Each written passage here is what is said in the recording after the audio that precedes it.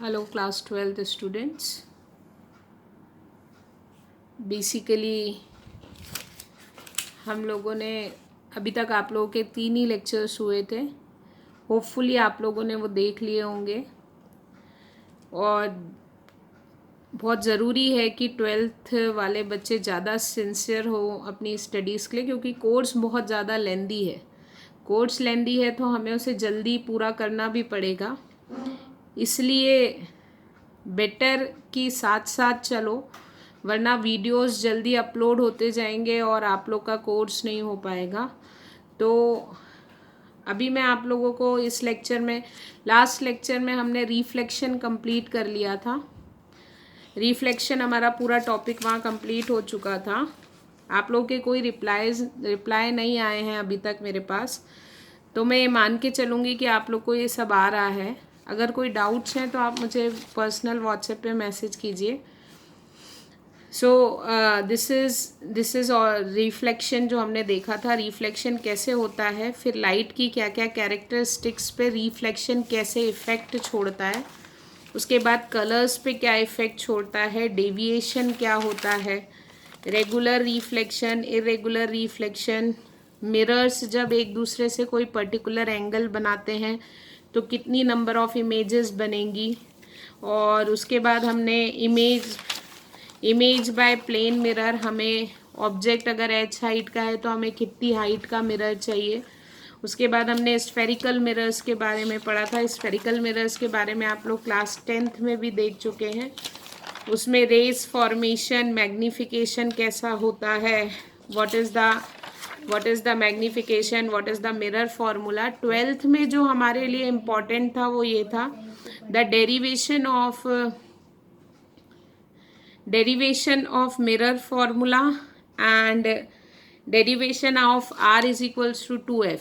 ये दो डेरिवेशन हमको करने थे, जो मैंने आपको कॉनकेव मिरर के लिए बता दिए थे, और कॉन्वेक्स मिरर के लिए मैंने बोला था आप लोग करके दिखाएंगे। तो रिफ्लेक्शन का जो हमारा थ्योरेटिकल पार्ट था वो पूरा हो चुका था। आज मैं आप लोगों को रिफ्लेक्शन के एक दो न्यूमेरिकल्स बता देती हूँ जो एनसीईआरटी में है। उसके बाद हम लोग नया टॉपिक शुरू करेंगे, दैट इज़ रिफ्रैक्शन। तो आपके एनसीईआरटी का ये न्यूमेरिकल है, एनसीईआरटी का न्यूमेरिकल है, may be it is example. बहुत सिंपल है।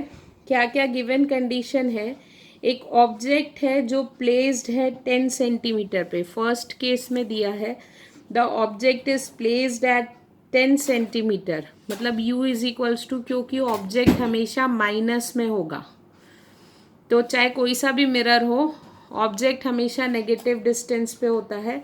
तो an object is placed at 10 centimetre in front of concave mirror. तो मुझे यहाँ पे कौन सा मिरर दिया हुआ है, कॉनकेव मिरर। उसके बाद बोला है उसकी रेडियस ऑफ कर्वेचर है 15 सेंटीमीटर, लेकिन हमको पता है कॉनकेव मिरर की रेडियस माइनस में होती है। Getting my point. तो मुझे निकालना है find the position nature, position v निकालना है, इमेज डिस्टेंस, इमेज का नेचर एंड मैग्निफिकेशन m। इतनी चीज़ें मुझे निकालनी है। बहुत सिंपल न्यूमेरिकल है, आप लोग 10th में भी ऐसे न्यूमेरिकल्स कर चुके हैं। ये 10th बेस्ड न्यूमेरिकल है। यदि मुझे r गिवन है तो मैं पहले फोकल लेंथ निकाल लेती हूँ, विच इज़ r/2।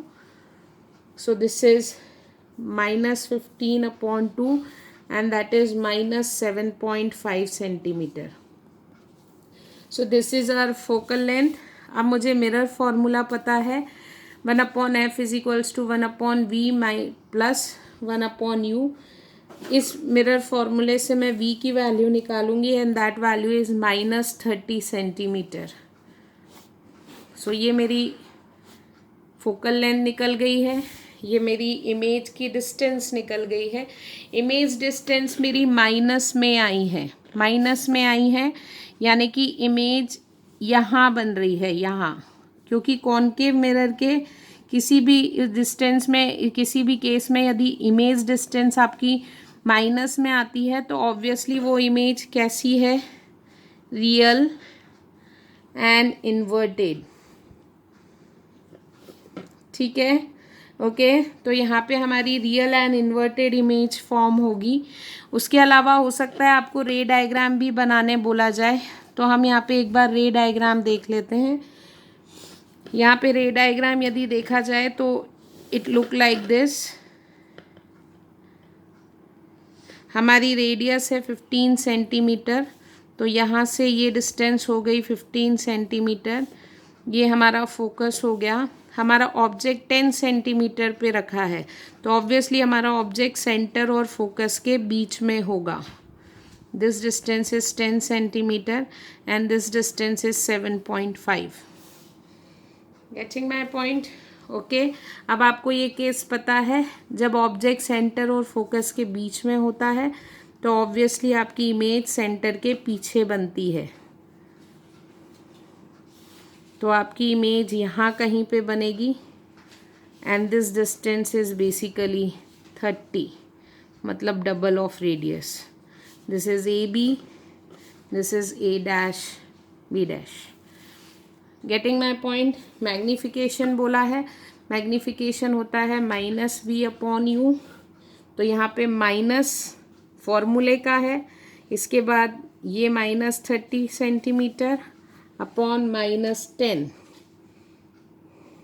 ओके, तो ये कैंसिल हुआ एंड मैग्नीफिकेशन इज -3।